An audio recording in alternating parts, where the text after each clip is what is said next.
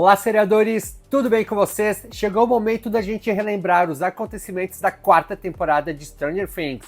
Para quem está acompanhando aqui o canal, eu estou fazendo um vídeo por temporada para a gente entrar na quinta e última temporada com tudo fresquinho na cabeça.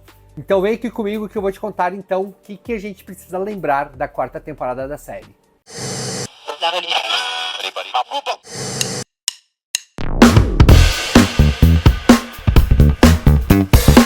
Eu sou o Márcio e esse é o Curiosidades em Série, e neste vídeo vamos relembrar os acontecimentos da quarta temporada de Stranger Things. E começa de um modo bem assustador, porque a gente vê um grande massacre acontecendo com várias crianças mortas, todas lá do laboratório de Hawkins, naquele em que a Eleven cresceu. Mas isso vai ser fundamental para a gente entender alguns dos acontecimentos mais lá da metade para o fim da temporada. Daí agora a história se passa no ano de 1986, daí a gente vê conforme aconteceu no final da terceira temporada. A Joyce levou o Will, a Eleven e o Jonathan para morar na Califórnia. Tudo isso, na verdade, é o modo que o pessoal do laboratório de Hawkins achou para tentar encobrir ali o rastro da Eleven para que o governo não saiba onde é que ela está.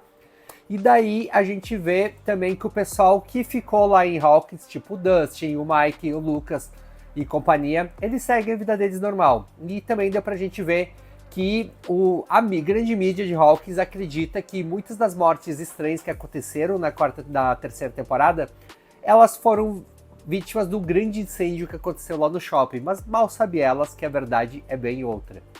E também deu pra ver logo de cara que a Max e o Lucas aparentemente terminaram, e também que a gente percebe que a Max está bastante abalada ainda pela morte do Billy. Daí ali em Hawkins a gente acaba conhecendo o Ed, um dos personagens mais marcantes e cativantes dessa quarta temporada da série, e também o pessoal do Hellfire Club, que é o grupo ali do Mike, do Dustin e companhia, com o Ed, que eles jogam RPG. E inclusive até a Erika começa a participar depois. E também a gente conhece a Christy, que é a primeira vítima do Vecna, que a gente vai entender só ao longo da temporada depois. Que ela vê primeiro o relógio e algumas coisas estranhas acontecendo com ela e a fatídica morte dela que acontece já ali no início da temporada, lá no trailer em que o Ed morava. Enquanto isso, lá da Califórnia, a Eleven está sofrendo bullying das colegas de escola dela. E até rola um bullying bem pesado na pista de patinação, que a Eleven acaba reagindo e acaba até agredindo uma das garotas. E aí ela percebe ainda que ela continua sem poderes. O Mike foi lá para visitar ela, daí ele viu todo esse rolê acontecendo. Em paralelo também, a Joyce acaba recebendo uma boneca russa. E ela pede ajuda do Murray para tentar decifrar o que aquilo significava, junto com uma carta que ela recebeu. Bem naquele estilo em que as pessoas, quando são sequestradas em filmes, novelas e afins, com aqueles recortes de jornal, informando que o Hopper está vivo. Daí a história dá um pulo lá para a Rússia. Lá a gente acaba acompanhando uma prisão daquelas bem difíceis de sobreviver, no meio do frio e do gelo, e ali a gente tem a certeza que o Hopper realmente está vivo. Foi ele que com a ajuda de um dos carcereiros que pediu esse auxílio para tentar chegar até a Joyce para informar que ele está vivo e também para que ela consiga um resgate para ele ali daquele lugar. Daí após a morte da Christy, a Max começa a observar, porque ela morava na frente da casa do Ed, e ela vê que conforme a polícia começa a investigar ali o local, ela começa a perceber alguns padrões das mortes que estão acontecendo recentemente. Por exemplo, o que aconteceu com a Christy. Como traumas, pesadelos, isolamento, alguns sinais de depressão, e ela começa a se identificar com tudo isso também, e no fim das contas ela acaba também vendo o tal relógio do Vecna, que a gente vai ver também que mais pra frente isso vai causar um trabalhão daqueles. E com essas mortes que começam a acontecer na cidade, fica todo mundo em alvoroço, eles ficam muito preocupados. E daí o Jason, um dos garotos populares da escola, do time de basquete do Lucas, ele acaba convencendo a cidade toda que a Chrissy, que era a namoradinha dele, que ela morreu ali no trailer do Ed, e ele consegue convencer todo mundo que o clube satânico do Hellfire é responsável pela morte dela e acaba culpando o Ed. Ou seja, a cidade toda começa a querer caçar o garoto. E lá da Califórnia, as coisas também não estão nada fáceis, porque o governo acaba identificando onde que a Eleven está e o próprio exército começa a ir atrás dela. Mas em paralelo, o pessoal do laboratório de Hawkins tenta ajudar ela de alguma forma e coloca 2 seguranças lá para proteger ela, mas as coisas saem totalmente do controle. Inclusive a Eleven acabou sendo presa ali depois que ela agrediu a garota e com patins na cabeça da garota, que a garota acabou se machucando bastante. Daí no meio ali, enquanto ela é levada presa, eles conseguem resgatar ela no meio da estrada e precisam fugir junto com esses dois seguranças que o pessoal do laboratório de Hawkins deixou para cuidarem dela. Mas na verdade isso é apenas um plano para o que a gente vai ver que vai acontecer depois, uma forma de recuperar os poderes dela, e quem vai ajudar ela a fazer isso é alguém que a gente não esperava estar ainda vivo. Se é um bom toque de mistério e investigação que precisa ser feita em Hawkins, então nós temos as pessoas certas para isso. O grupo acaba se dividindo para tentar entender tudo que está acontecendo, principalmente depois da morte estranha da Chrissy ali na cidade. Deu Dustin e os meninos, eles arranjam um jeito de tentar proteger o Ed. Daí a Robin e a Nancy, elas se disfarçam e vão até um hospício de Hawkins para tentar conversar com o Victor Creel, que é um paciente que é bastante violento e ele foi acusado de ter assassinado toda a família dele. E isso não é bem assim que a gente vai saber depois, mas elas acreditam que ele possa ter ligação a todos esses fatos estranhos que estão acontecendo na cidade. E daí o Dr. Owens, lá na Califórnia, ele consegue resgatar a Eleven no meio do caminho, e ele diz que tem um jeito dela recuperar os poderes dela e leva ela para um novo laboratório. E a Joyce e o Murray acabam indo até o Alasca para achar um modo de chegar até a Rússia e tentar resgatar o Hopper. Lá no hospício, a Robin e a Nancy elas acabam convencendo o responsável pelo local de que elas são estudantes de mestrado, enfim, e que elas precisam conversar com o Victor Creel. Daí elas conseguem, elas chegam até lá para conversar com ele, daí no meio da conversa elas percebem que ele não foi o responsável pela morte de toda a família dele. E ele comenta com elas que na casa que eles moravam tinha algumas presenças sobrenaturais inexplicáveis. Isso acende mais um alerta nas duas para querer ir a fundo nessa história, que depois a gente vai saber que é uma das origens do maior vilão aqui da série, que é o Vecna.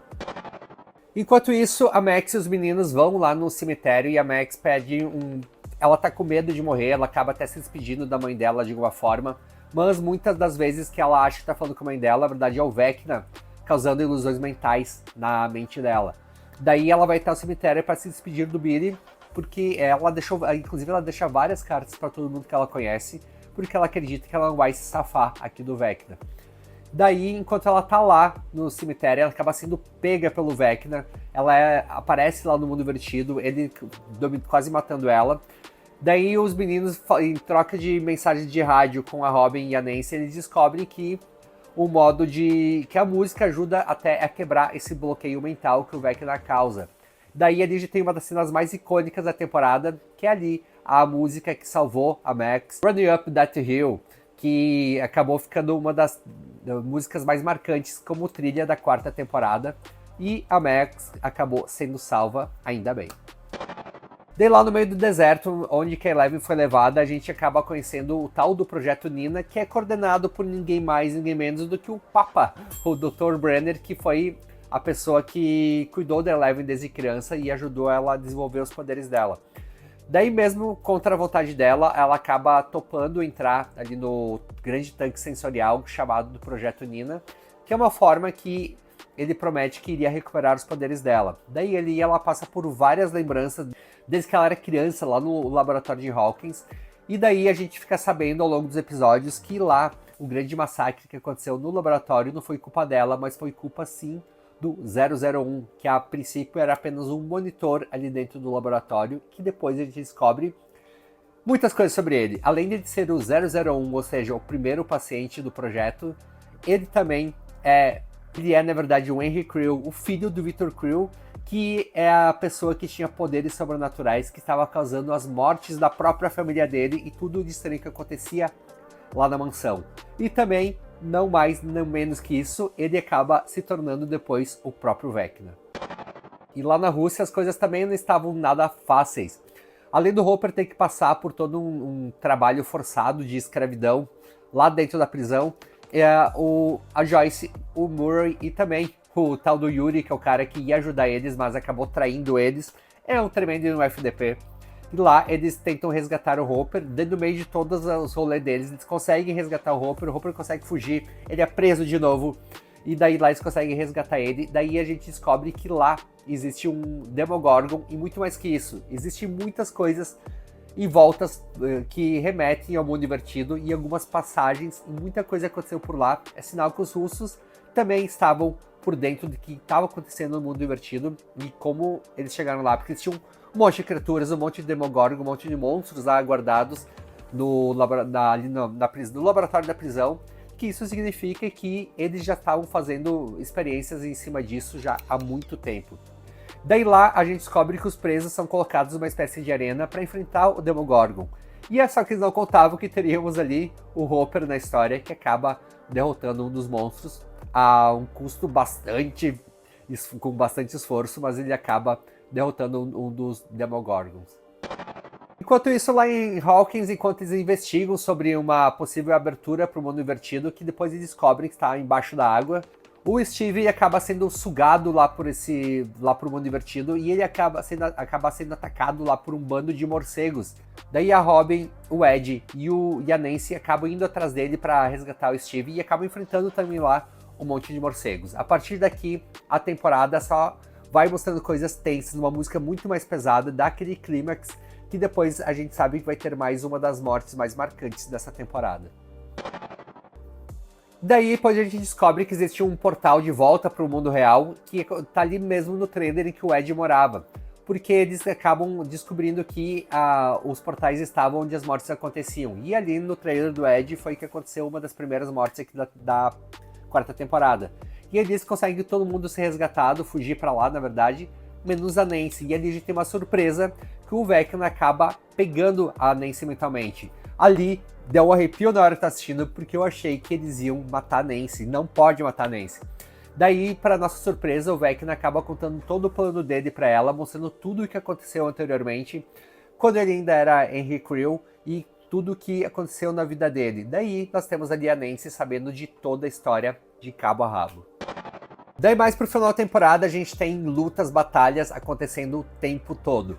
Nós temos a Eleven que consegue, depois que ela sai do Projeto Nina ali do laboratório, que lá também rola um monte de mortes, um monte de coisa acontecendo, porque o exército acabou encontrando onde que a Eleven estava, e ela acaba inclusive enfrentando eles numa cena bem em nível de X-Men, que ela acaba derrubando um dos helicópteros, que eu achei essa cena sensacional. E daí depois eles fazem um projeto sensorial ali, uma banheira sensorial, para que a Eleven consiga se conectar para tentar saber onde os amigos estão lá em Hawkins e o que está acontecendo por lá. E como não ia dar tempo de eles chegarem lá a tempo, eles fazem essa banheira sensorial para ela dentro de uma lancheria, de uma pizzaria. Daí ali ela consegue entrar na mente da Max e ela vê que a Max tá a ponto de ser dominada pelo Vecna mais uma vez, e ela acaba enfrentando o Vecna ali dentro da própria mente da Max. Daí antes disso mesmo, a Erika, o Lucas e a Max foram lá para a mansão do Victor Creel, porque a Max ela topou se servir de isca para fazer o Vecna aparecer.